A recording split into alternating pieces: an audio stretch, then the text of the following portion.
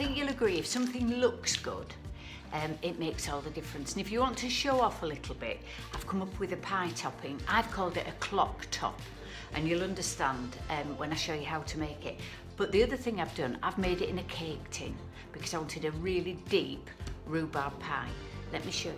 So what I've got here is a 9-inch loose bottom cake tin that I've greased lightly. I've rolled out half the pastry between 2 sheets of plastic, you know me, and then I'm lining this cake tin, trimming off the edges, and then I'm just sprinkling in a couple of spoonfuls of ground rice because they'll soak up the fruit juices and then we won't get a soggy bottom. I'm using tiny little balls of pastry to mark out the hours on a clock face. Do you understand me? So I've done 12, 6, 9 and 3 and then fill the hours in between because they'll be our markers when we come to do the top. I'm rolling out the rest of the pastry and cutting out 12 really thin strips and then filling with my fruit. This is rhubarb, strawberry and ginger. I'm putting a pastry cutter in the middle and then start having fun with this pastry.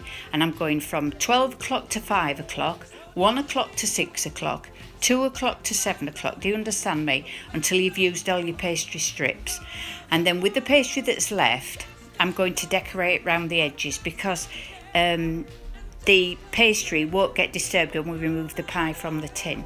So I'm rolling out all the little trimmings and putting little circles around the edge of this pie just to make it look even more beautiful.